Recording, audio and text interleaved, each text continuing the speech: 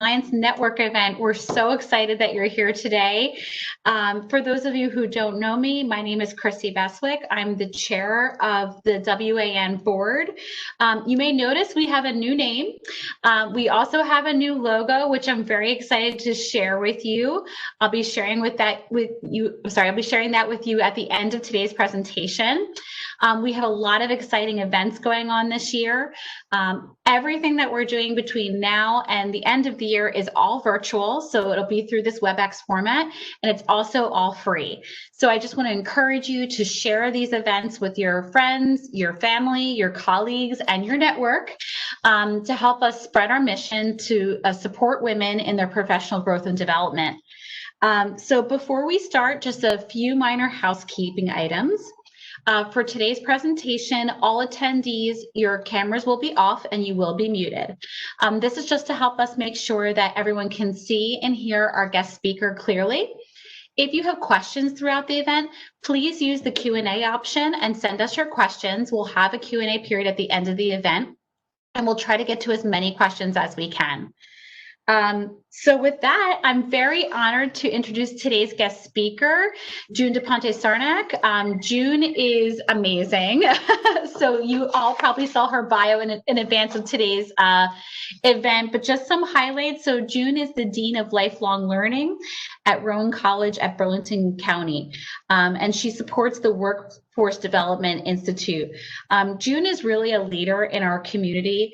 She works for the Southwestern New Jersey chapters of the American Red Cross. She serves as the Honorary Commander Emeritus at the Joint Base McGuire-Dick Lakehurst. She's a community member of NABO. June is really digging into the community, and she's very engaged in issues around diversity and women's empowerment. So we're very happy that June was able to join us here today. She is also one of our board members.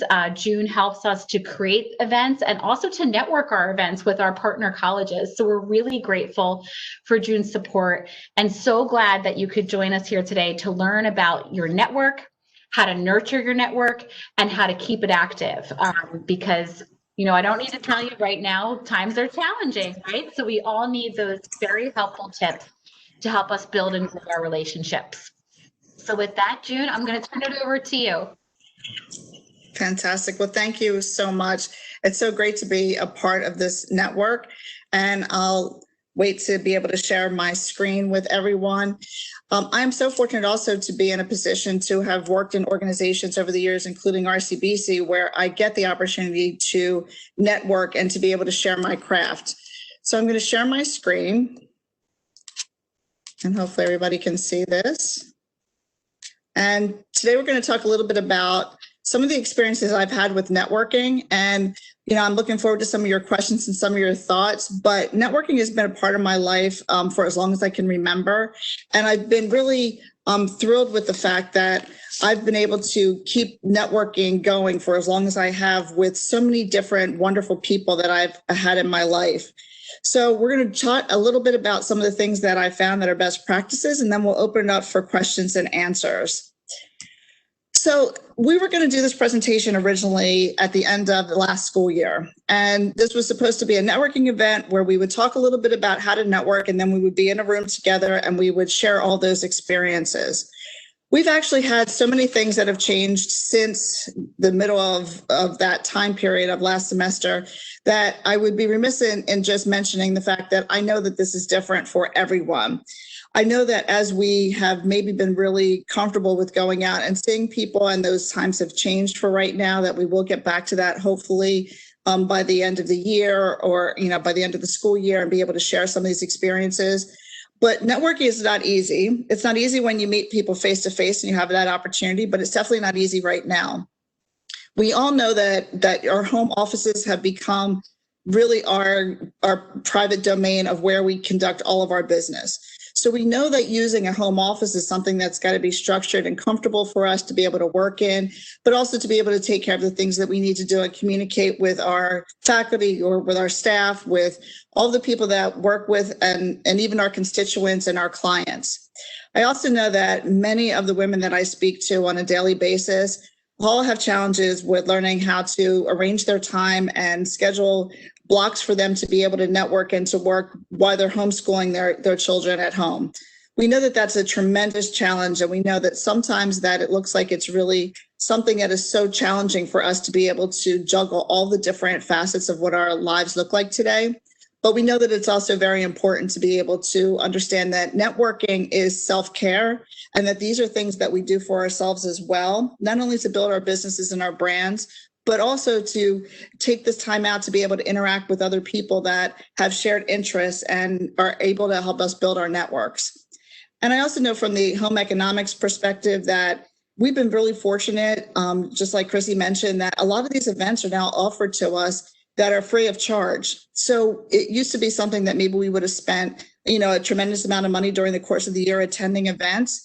Now's the time to be able to take advantage of connecting with people and getting to learn about their networks in a way that we can do that in some of these free or the virtual events that we're doing. So we know that we're networking in a new world, and we know that we want to take into those things as considerations. But it's also really great to understand that we are all in this together, and we're really respectful of everybody's time. And we're glad that you're taking a few minutes and spending some time with us today. So we had a few things that changed, but as we go into some of the things that we all have control over, it's great to see that networking is such a huge part of our lives. So as a kid, I was that child that did not take nap time. I wanted to talk to everybody. I wanted to find out what everybody was doing. I wanted to, be able to spend some additional time with people. And I always enjoyed that aspect of it. So I think I was a born networker. Every job that I ever had over all the years since I graduated from college literally came from networking. From meeting someone in one area, being able to chat with them about some of the things that they've enjoyed or some of the things that they're invested in, asking them questions, and then connecting the dots back to things that were important to me. Even my role at Rowan College of Burlington County came from networking. When I took the position at the American Red Cross, I was able to give a portion of my time to really devote to the military at the Joint Base McGuire-Dix Lakehurst. I happen to be an honorary commander, and several years ago, I was partnered with a group that we took a trip with the base, and the Dean of Liberal Arts for RCBC happened to be on that trip with me, and over dinner, we started chatting and told her some of the things that I wanted to do, and before you know it, it was a position that was opened, and I was able to apply for it and start my position at RCBC. Without that networking, without having that contact, or without having insight about their culture and about some of the things that were really pertinent to them, I might not have even applied for a position there, because I might not have thought that that was something that would have been a great fit for my skill set. You still have to be qualified for every position or every type of role that you take, but it still helps that when you have these opportunities and to learn best practices, you can use your network to be able to continue to actually see what things are going to be available to you. I really found that the most important thing about networking is the characteristic of being authentic. For any of you that know me, you know that I am pretty much the same person, whether you see me personally or professionally, and it really allows for people to get that opportunity to get to know you. One of the things about being remote is we've learned a lot more about people than we did even when we sat next to them day after day within an organization. Maybe we realized that they have small children, or they're taking care of a family member, or they have pets, or they live in a different environment, and we've had an opportunity to get to know them a little bit more. These are some of the most important parts to networking, is to be yourself, and that authenticity should be able to shine through, and that passion that you have about all the things that you're involved in should be things that, again, are really important for people to get to know you so they can actually help you build your network. One of the things that I learned early on was that I wanted to create an interesting introduction for myself. So when we go to networking events or we see people online, there may be times that we want to be able to stand out so people remember us as we're making our introduction. So yes, we all have a title. Yes, we all have an organization that we work for, whether we work for ourselves or whether we work for a company or a school or whatever the industry is. But it should be a little bit more about who you are that really resonates with people, that's going to cause them to remember you. Most people that have met me at networking events, the first thing that they see are my nails. And yes, I have crazy designer nails again today. This was a big part of things that I've enjoyed, and I've had crazy nails for decades now because I really enjoy having them, and it's something that I like, but it's also something that's turned into a conversation piece. A lot of times we also look at things like wearing a sassy pair of high heel shoes or even a statement piece of jewelry that really sets us apart when we're at a networking event. When we're doing that introduction, we want to make sure that people get to see who we are and what's really important to us as well. The other portion of this is to be intentional about the information that we share during that time that we're networking. Networking, especially virtually, is condensed down to normally about 45 minutes to an hour. We have maybe a shortened period of time. We don't have that time that we had in person where we would have before an event or after an event to kind of mill around and be able to have conversations and follow up with people. So we really have to be consolidated in what we are trying to get our point across and what information that we want to share.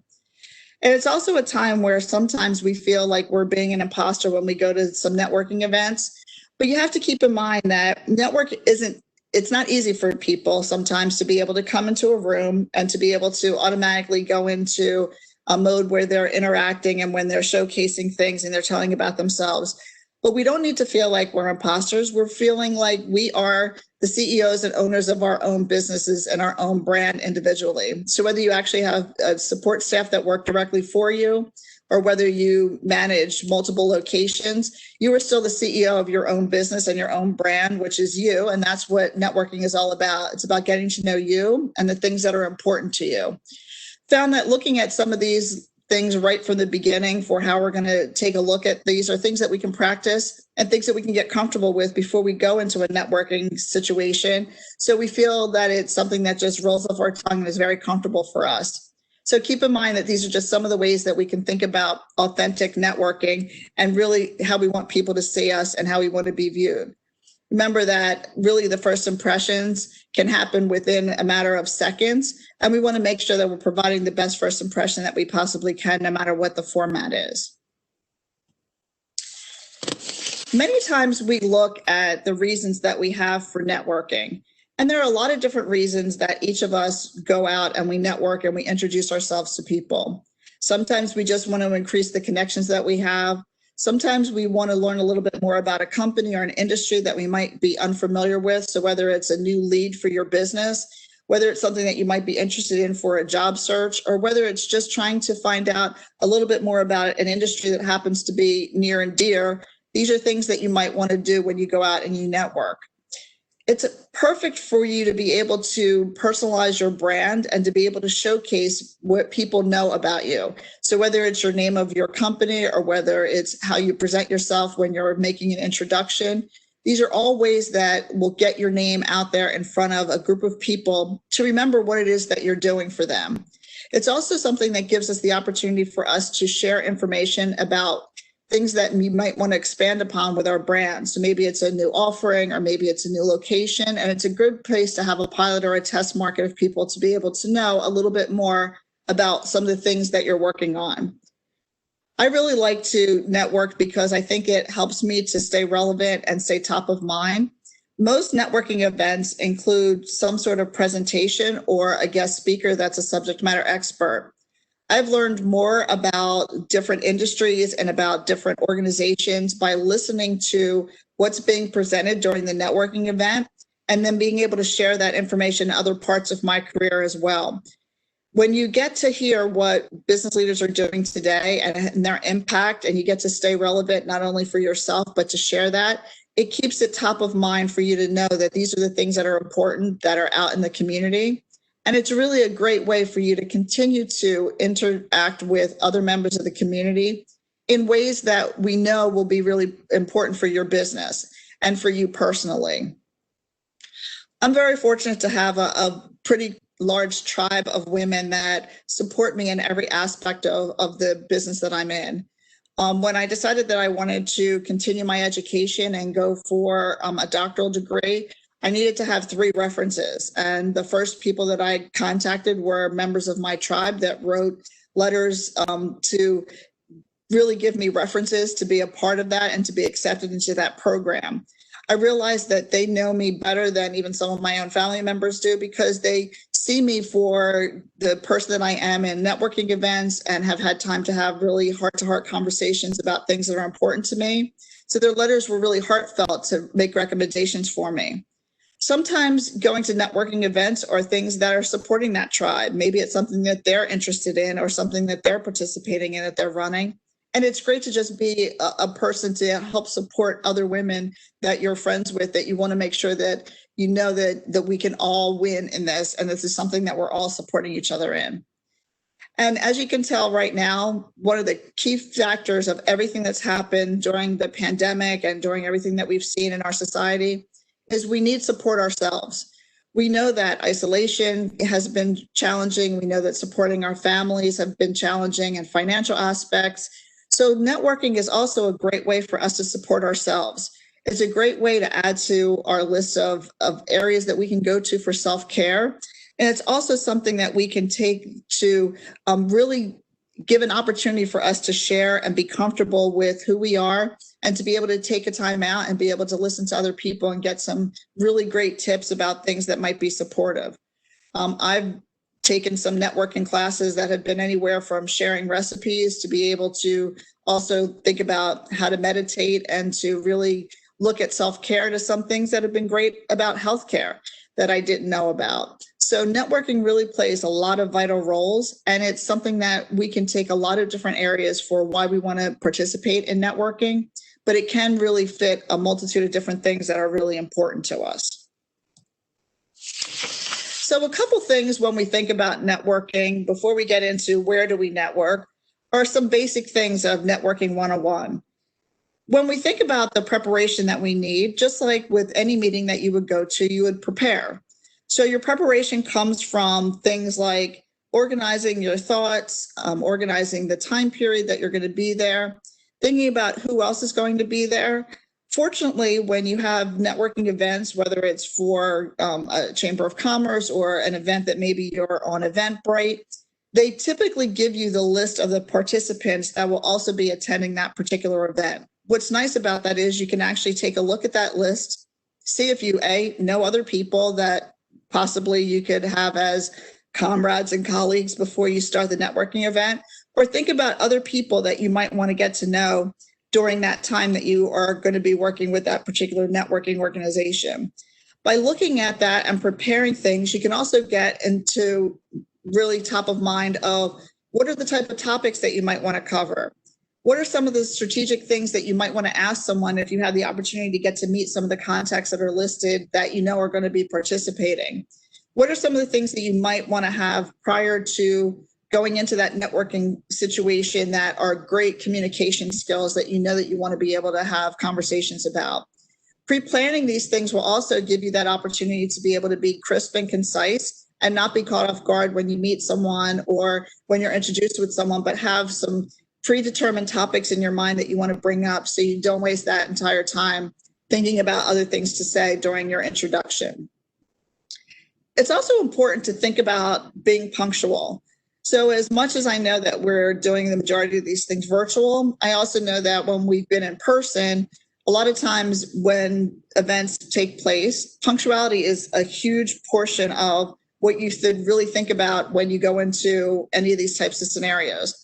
Like I mentioned, if you're at an in-person networking event, networking may take place prior to the actual speaker and then a little bit afterwards. And if you miss that time, you've missed the opportunity to have that networking opportunity. When you think about virtual networking, you think about the time that you're coming on and you might have missed something critical that someone's saying in the middle of their dialogue. You also miss not being able to interact with some of the other people that might be panelists or people that are giving you information about upcoming events that are normally mentioned in the beginning of any of the networking sessions that are online that you might take part in. So it's things like that in the beginning and at the end to make sure that you stick around and listen to all those different areas. It's kind of like when you go to a movie and sometimes you leave during the credits. Now it's not the time to do that because you'll miss a lot of valuable information if you're not there for those types of things as well.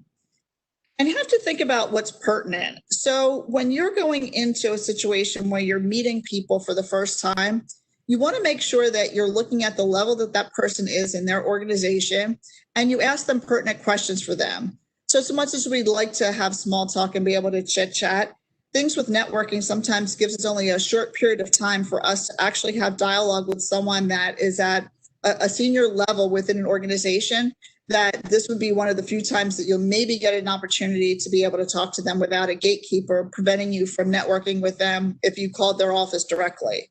So what you might want to do is think about some of the things that are really pertinent to them. So whether it's things that have happened in their industry, whether it's things that you know that they're involved in, whether it's maybe publications that you know that they've been cited in, and use those as topic areas to start your conversation.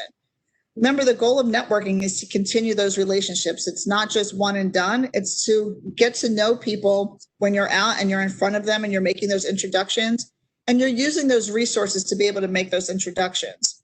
So just about any group that I've been a member of over the years, when I've said, I have an interest in meeting someone in this industry or in this position, they say, oh, well, I know that that person's going to be attending this upcoming event, and they would be more than happy to make that introduction.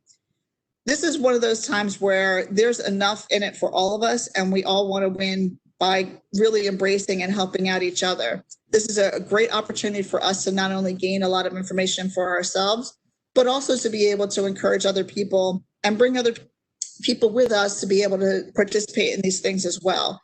I found that networking events are really just a highlight of the things that I get to do. But I actually prepare really diligently for each one that I'm a part of, because I want to make sure that I make each of those moments count, especially now with having such limited time with all the other things that we're involved in. It's really important to make sure that we stay focused during this time period. So when you think about keeping your networking active, there are so many different places that you can network. And this is where each one of us has to take a look at what's really important to us at any given time and what's going to be relevant to what our goals are and our needs to be accomplished. These are things that are going to change for us. So whether you are young, just starting out your career and you are in an industry that you're unfamiliar with, or whether you're a senior leader in an organization and you're looking for an encore opportunity, you have the opportunity to look at so many different places to go for networking. These are places that you might stay for a year, you might stay for a few months, or you might just attend one event. These are some of these things are things that I've been members of for quite some time, because I feel like their mission really has fit every organization that I've ever worked in. So it's important that you find things. And if you go to an event or you go to a meeting and it's not for you, or that audience is not for you, it's just something that you've learned and then you can move on. So there's a lot of great places that we can go to find the best places for us to network and to really understand what's going to be important for things that we're looking for right now. So when you think about professional organizations or professional associations, it could be by an industry. So if you happen to be in the legal profession, or if you happen to be in the healthcare profession, you might want to find a professional organization that supports that particular industry. And again, you're going to find a lot of specific information that might be synergistic to your business. I know plenty of people that are in banking that are also members of the legal profession associations, because they have synergies of what their organizations do for each other. I know a lot of people that support one type of organization, and it really makes sense for them to be a part of multiple different associations from a professional perspective.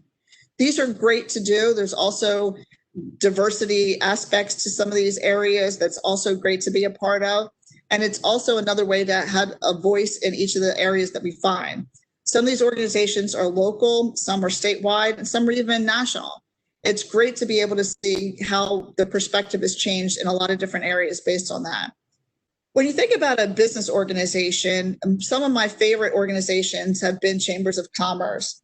Those chambers of commerce give us an opportunity to meet people from a wide variety of businesses from all different positions, but they also have subcommittees of groups that you can get involved in, which is fantastic as you start to integrate yourself a little bit more in some of the things that they're doing. It's also really beneficial to just stay involved and to volunteer to be a part of things. Maybe you're on a welcome committee. Maybe you're helping at an event that you're giving out name tags, whatever the case may be. You also find that there are groups that are also extremely helpful, like the media industry, like SJ Magazine, where they have tons of events every year that really are giving you a great opportunity for you to not only meet local leaders, but also share some of your experiences as well. I'm a big fan of some social networks and some community service groups because I enjoy volunteerism and I enjoy being on boards of directors. When you think about some of these areas, it's really going to be important to look at some of the things that you know are near and dear to your heart. So when you look at a mission of a particular community service group, or you think about a social network, those things could be the things that you have hobbies that you have interest in. So whether it's cooking or bowling, you might find a social group that you want to be a part of. When you think about a community service group, I've been in groups where I've built homes with Habitat for Humanity. I still partner with the American Red Cross. And I find that working with first responders and military is extremely fulfilling for the mission that I've had. It really played a strong role in other parts of my career, but it's something that I've enjoyed, and I've continued to be a part of those organizations as well. So there are many different groups that provide a list of organizations similar to this that you can find that might really be suitable for keeping your network active and to find out some of the things that you really are interested in participating in. Some of these activities are hosted that have some sort of cost associated with them. Sometimes they meet on a monthly basis. Some meet every other week. Some meet over lunch or dinner. And there are a lot of different ways to get involved. And it really has got to be by your time frame and your schedule and what really fits. When you think about some of the other networking opportunities, and sometimes people don't realize that LinkedIn or Facebook or even Instagram is another way to network. You are actually, even though you're not necessarily meeting with people or having the same type of virtual dialogue, you are still creating a network of people that you can count on and learn more about and see interest from by being on those social media environments. So most people are familiar with LinkedIn as being something that's a platform for a more formal setting when it comes to business opportunities or for education opportunities. Facebook might seem like an informal group of people, but there's still a lot of interesting times to be really had by having conversations virtually through Facebook or through Instagram. I tend to post things on a daily basis, which are a lot of the Boss Babe quotes that you'll see in this presentation, because it's given me an opportunity to get up every day and to have some sort of post that to me is inspirational. So I started doing inspirational posts when my daughter was in high school, and I felt like her and her group of friends really needed a little boost in their confidence for things that they were going through that were challenging, and it just kind of took off, and it's been something that I've been supportive. Some days my posts are a little saucier. Sometimes I might have a curse word or two, but that's a little bit of my authentic nature as well. And sometimes it's just humorous because of whatever we're going through. Maybe it's lightens up the mood.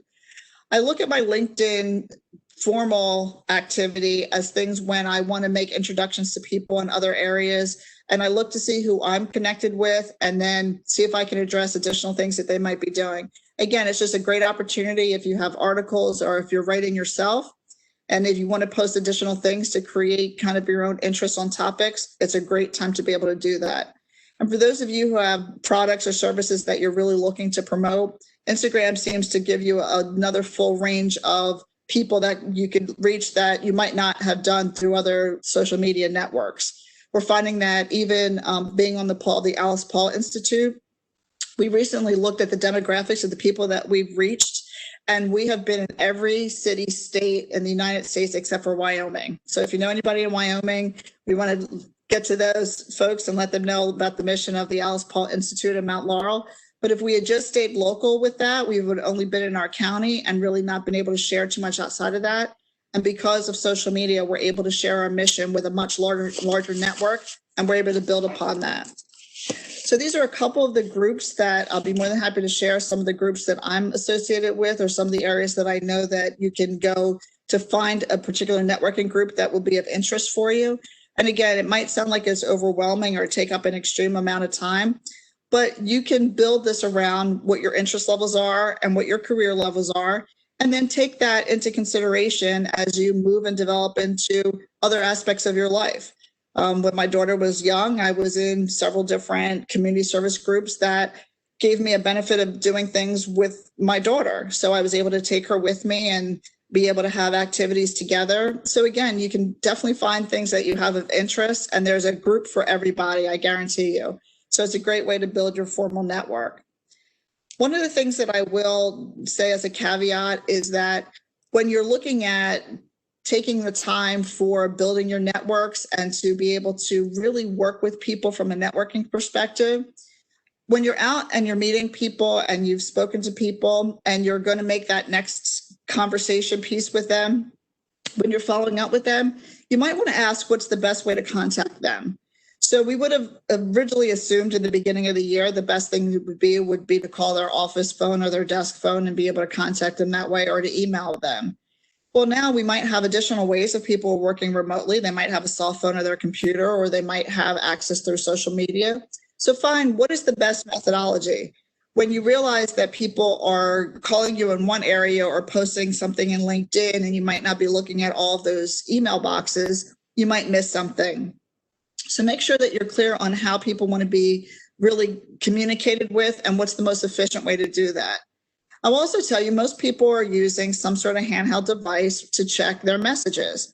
So you want to make sure that when you do have a message that's going out and it's being viewed in, whether it's an email or whether it's to a mailbox on social media, you want to make sure that your message is brief and to the point, and that it's personalized. You can imagine that, especially at the highest levels of leaders in our community and some of these organizations, they get a large percentage of messages every day with people asking them for information.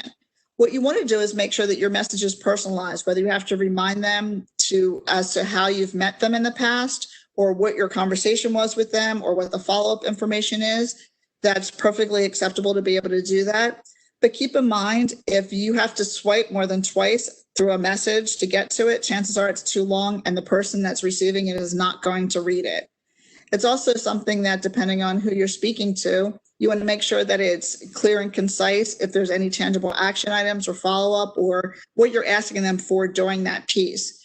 Unless you're just trying to meet people and you want to go to lunch and you want to keep it, completely on a social level, I want to make sure that you get to the point when you correct any type of message to them and you're speaking to them clearly on what it is that you're looking for. One of the things that I've learned kind of the hard way over the years is to proofread. Some of this is strictly by being in such a hurry with being able to do so many things at once. But sometimes I've neglected to, if I was forwarding a message, to take out things in a subject line. I've seen messages come to me that someone typed them in a light green italic font, which was very hard to read and hard to decipher. And I wasn't interested in continuing to read things like that. I also enjoy when somebody has a more formal greeting or closing in their message. So it doesn't seem like it's just a pal that you're, having a conversation with, but something that you truly respect them for their ability and their position and where they are in networking. And you're able to be able to have a conversation with them. And I also appreciate that in a signature line that somebody includes the ways that I can contact them. So whether it's their email address, whether it's a phone number, some other way to be able to contact them. There are plenty of times where I've networked, I've met someone, I've scheduled a time to go see them. And then when I go back to, find additional information, I don't have a way to contact them if I needed to reschedule or if I needed to confirm. Sometimes we forget that we should add all those types of things. So in your signature line of your email should always be your entire way that people can contact you and how you want them to find you. It really is to make it easier for people to do business with you, but it's also a great way to just reinforce, again, your name, your title, where you work, and then what your information is for them to be able to contact you again. So if you have a website that you want them to refer back to, or if you have something else that you want them to see, it's great to keep that in your signature line. A lot of times we even put in our signature line upcoming events that we have, just as another reminder for people to be able to take a look at that. Again, we update that frequently based on those events, but we also want to give people another way for us to be able to see how professional we are and ways to connect with us. So one of the things that I've also seen over the past several months is virtual networking etiquette. We've been fortunate to have had quite a bit of practice with networking virtually, and we've been trying to also make sure that we give some basic instructions for people that hopefully will help them in the virtual networking etiquette world.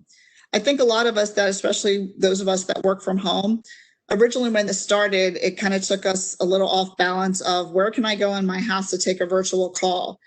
Where would be the most appropriate place that has decent lighting or that is quiet or that is free of distractions?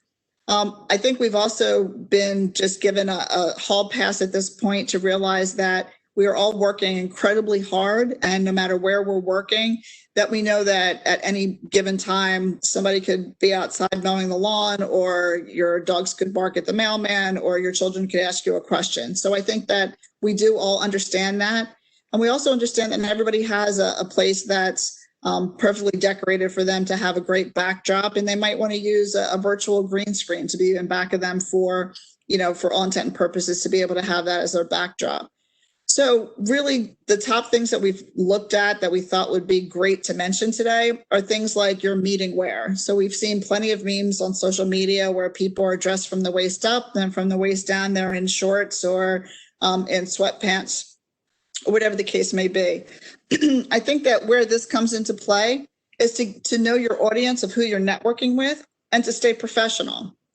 You know that that's still going to be one of the times that they're going to get a chance to see you, maybe for the first time.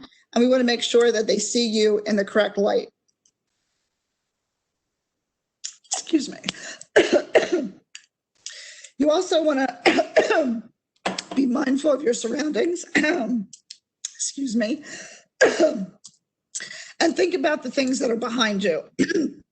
As you can see, I'm losing my voice. As you can see, I've set up things that are not overly distracting in the background, but I've also tried to keep the curtains drawn so the lighting is better, and that we also are in an environment that it's not anything too distracting behind us, that we see what's going on. Also think about multitasking. So if you're on a call where we can see everybody from a video perspective, when you're looking around, you're multitasking. I've seen several people in meetings go to switch screens to look at something else and not be able to get back to the meeting at hand. And it is really terrible to not be able to have that full conversation during that time. So be careful multitasking and switching screens during video calls, because it's not easy to get back to that sometimes. And also when you're asked to speak, if you can't find the mute button or any of those types of things, it could also be that you're not on the proper screen at the right time. Just about every video call that I've had that's been virtual has given us the opportunity to have a chat feature or a question and answer feature similar to this call. This is something that will be great. So if you're not going to be able to be in a position where you can speak during the actual virtual networking event itself, to be able to make a comment during the chat feature. Some of the bigger training sessions have had virtual polls, which are also fantastic to be a part of. But every single chat that I've seen has been able to be saved, and you're able to take that information, and then those questions are then later answered.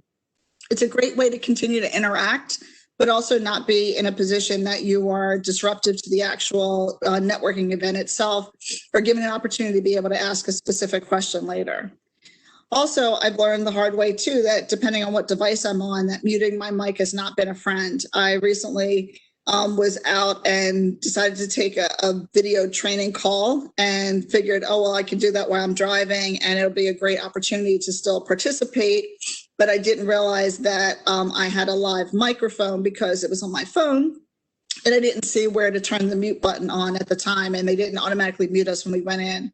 So I had a brief moment of complete mortifying embarrassment that luckily I didn't say anything that, I shouldn't have said, but still you could hear me talking in the background or singing or something, not becoming of that particular moment. So you want to make sure that your microphone is muted.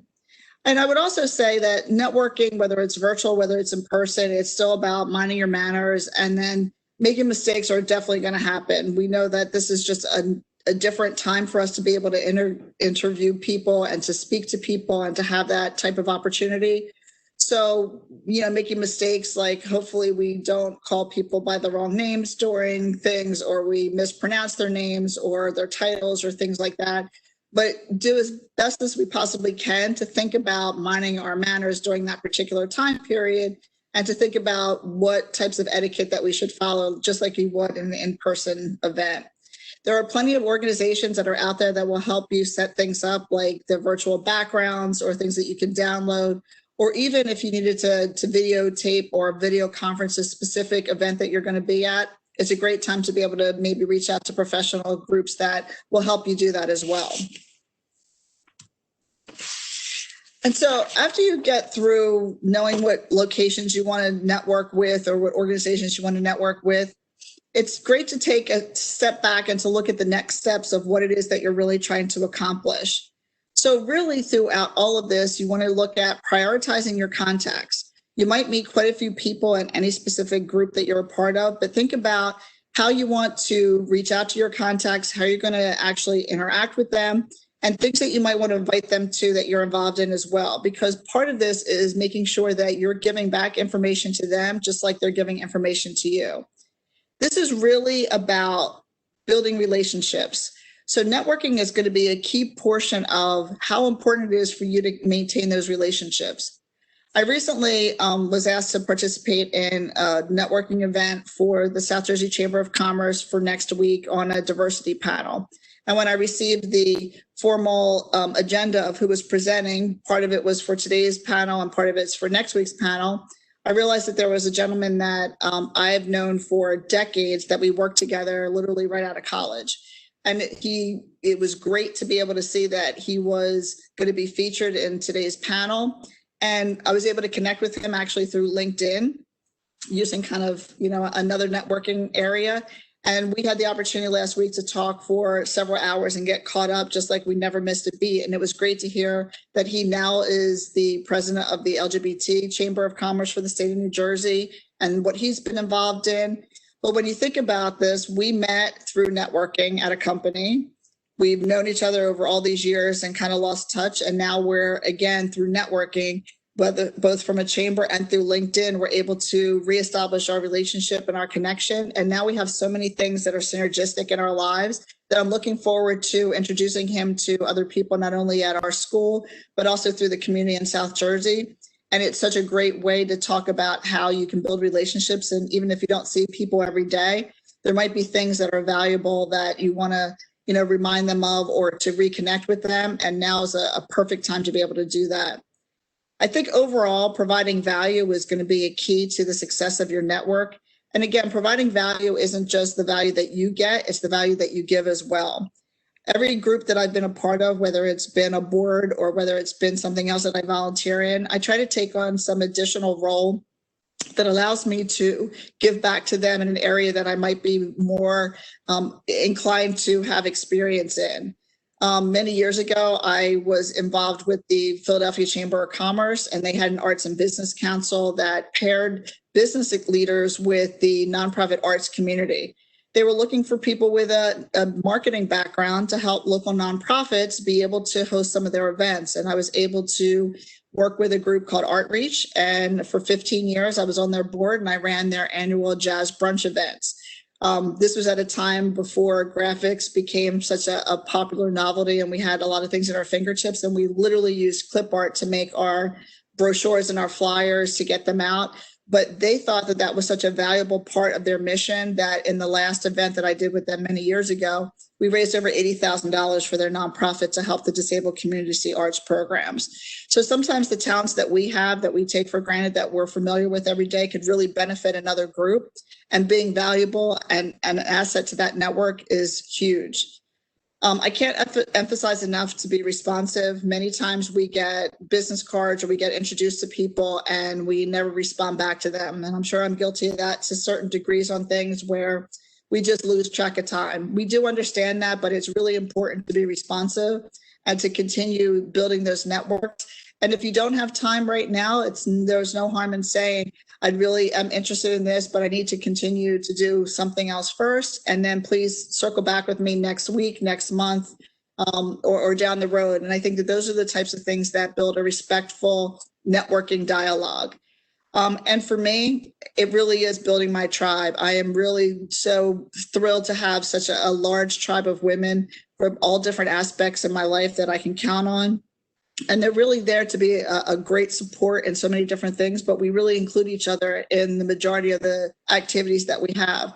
So a lot of times it's building that tribe of people that are going to be supportive of you and some of your dreams and some of your goals, and really be able to help you get through, because we all at this point are going to experience, some challenging times. And some days we just need to have, some other people that can also clap for us and to be in our corner.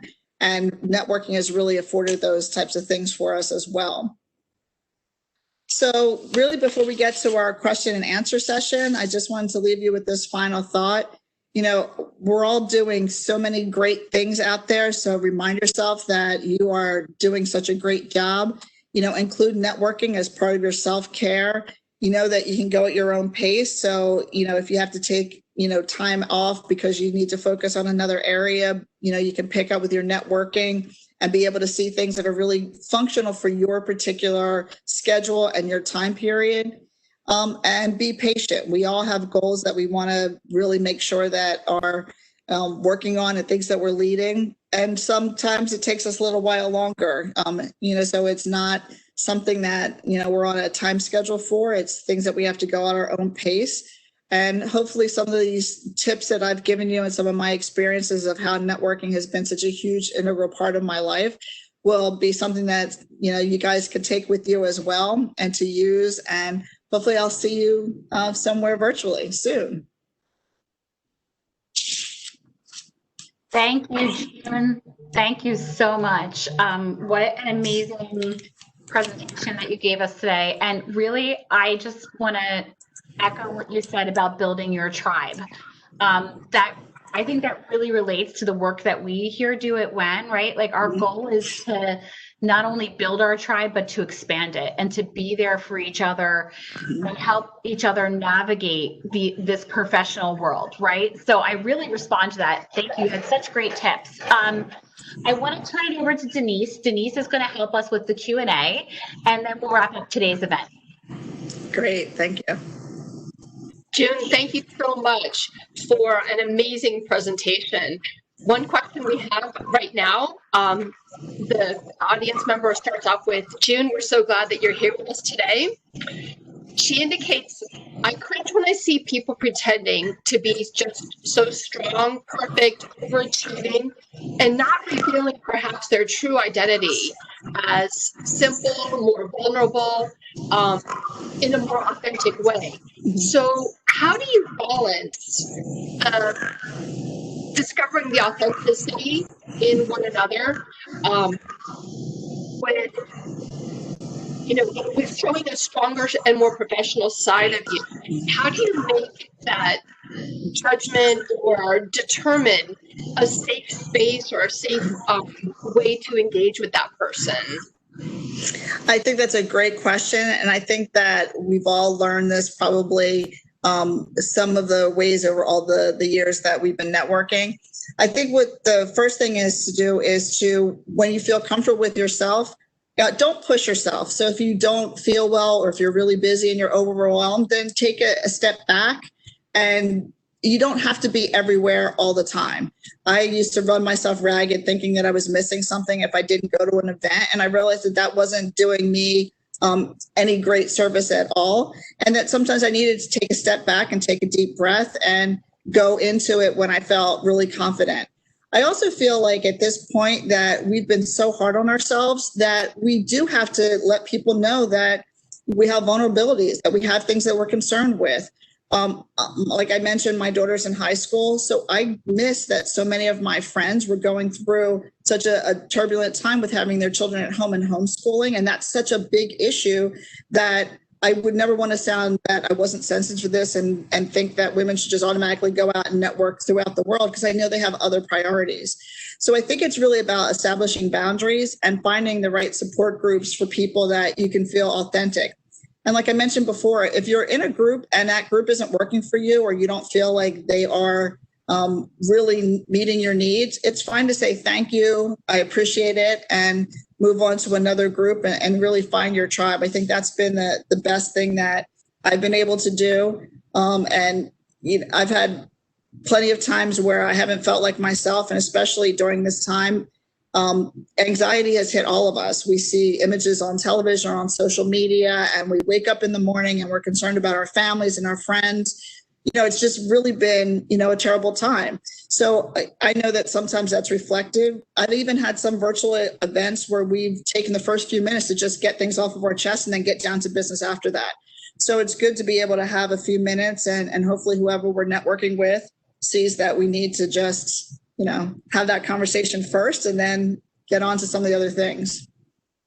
Perfect. Another question. In talking about a brand, this audience member is curious, what advice would you give for someone who's going through a transition in their life when their past experience doesn't necessarily reflect their present and future branding? So any advice on how to handle that? I think that everything that you've done in the past has led you to that point today. So I think it might not seem like the two are connected. I spent 25 years in telecommunications. I worked for MCI for 10 years and Sprint for 15, and I was downsized when Sprint was bought by SoftBank. So I went from a job that I traveled, I worked in New York, I did so many different things and had great meetings, and then came in one day, was told that my job was eliminated and I was the only woman and the oldest on my team. And I literally came home and I sat in my living room and I thought, oh my Lord, what do I do next? I have no idea what I'm supposed to be doing. And literally I looked at my skill set and I looked at all the things that I had done in those roles and wrote them out and realized that I had all those same skills could be repurposed into another identity. I've joked that I've reinvented myself more times than share, but I feel like I've had the opportunity to find new things that I've been interested in. So I think you can still rely on the things that you've done in the past. But I think what's also helpful is getting an opportunity to network with people to let them know what your new areas of interest are and the new areas that you're doing and build upon that as well. So they start to see that it's not necessarily a huge leap, whether it's, transitional or not, but that you still deserve that seat at the table for what's next for you. When I left telecom, I had the opportunity to go to the American Red Cross, which I thought I had no idea in the world about, some of the things that were on the disaster side. And I learned it as I went along and realized that a lot of my background information was really appropriate for that. June, how would you suggest somebody initiates a virtual conversation, particularly on something like LinkedIn? So I think it's great if you know someone that's in common with that person and maybe ask them for a warm handshake to be able to start the introduction. There are other people that I've looked at, maybe some of their content that they have or things that they've already posted and started to think about what I would form and say, I'm interested in this. I saw that you forwarded this particular message or this particular article and use that as a topical way to be able to start a conversation and usually lead into with something about why that area of interest is pertaining to me. And if you could be able to just have a chat with them about, the things that they've been pursuing. I've also been speaking to quite a few people that are interested in other areas to work. And we've been trying to set up soft interviews. So there might not be a position open today, but it's almost like a soft interview to get to know a little bit more about the culture of that company or that industry and just ask them for, a 15-minute meeting at a convenient time and be able to do that. Because I think giving them the opportunity of when you could speak to them and setting up that time frame and keeping it to that amount is really respectful of their time as well. So that seems to be a great way, and hopefully they respond. And again, don't be upset if somebody doesn't respond immediately, because I think a lot of times people don't check every aspect of that. But if you can get a warm introduction through someone, that's probably the best bet first. Thank you so much. Mm-hmm. This is a great question from a graduate student. She indicates that, or they indicate that they're from Korea and a computer science grad student here at Rowan with 5 years. They took 5 years as a career break as a housewife. So how can this person begin to really find a tribe here? As someone who recently relocated and changed from a career, in the home to now being a grad student. I think that those are fantastic ways to do that. And I think that the universities are a great stepping stone for that. So whether it's a community or club on the campus location in those particular areas will help you grow and identify with that. I would also say find periodicals or find other organizations that have those same interest levels. I've been following a lot of different companies on LinkedIn, and I take a lot of those additional classes through like LinkedIn Learning, but I'm able to get more of a tribe of people that have a similar interest in the particular area of study that I'm involved in as well. And I also think about joining other groups that might be just a little out of my comfort zone. So that gives me an opportunity to kind of level up again to find out other groups. So maybe it's a women's group, maybe it's another group that involves some other sort of area that will give them that ability to start to build that tribe. And again, it's not going to start immediately, but it's like smaller steps in trying to find out, great areas for us to look into. And I think some of the campus locations are great. Some of the other organizations that you might find, like the local magazines, like an SJ magazine or a local chamber, a lot of their information, once you start to look at their websites, you get an awful lot of information on that also. So you might find some areas that you have interest in there. So you mentioned about the imposter syndrome. One question we have is, I always feel a bit like a fraud at networking events. What are some tips and tricks to make networking feel more authentic? So I think that you have to realize that you know yourself best. So you can't, to me, I didn't like that term imposter syndrome, but I know it's come up quite a bit. Because I feel like no one knows me better than I know myself. So I deserve a seat at the table, and my seat might be a little bit different, but I still deserve a seat at the table.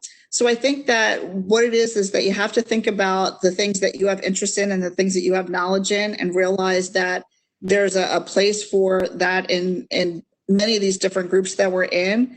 So I don't think you have to ever feel like if somebody has, more degrees or more of anything or less of anything, that it takes anything away from anybody else. I think that's been one of the great things, especially working in diversity work.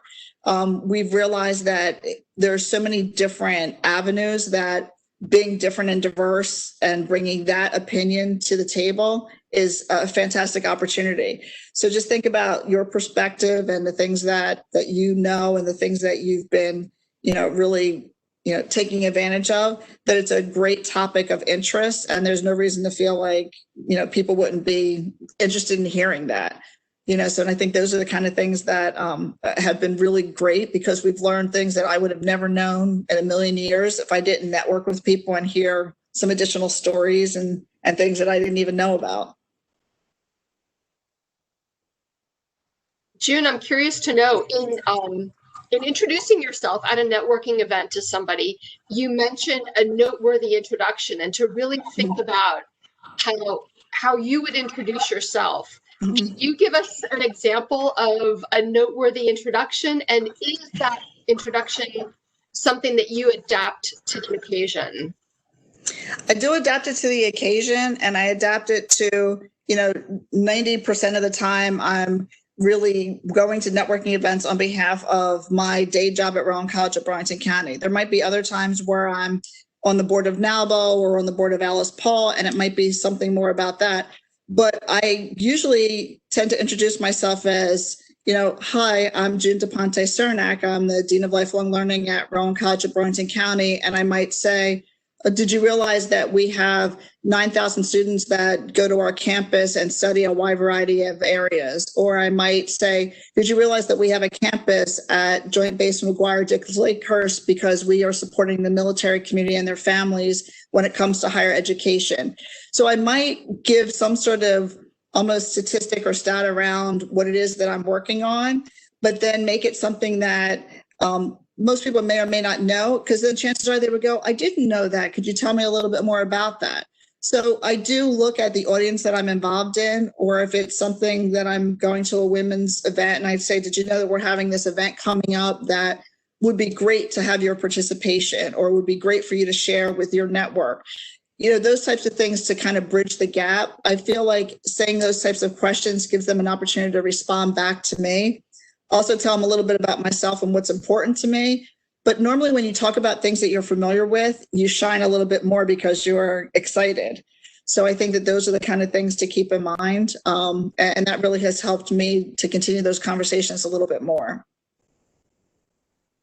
I know we're running short of time, but I wanted to sincerely thank you, June, for joining us today and presenting on networking. This has been phenomenal. I wanted to also thank you for being willing to share your PowerPoint and a recording of your event today on our website. Absolutely. So for audience members, stay tuned, please, to our website for future events.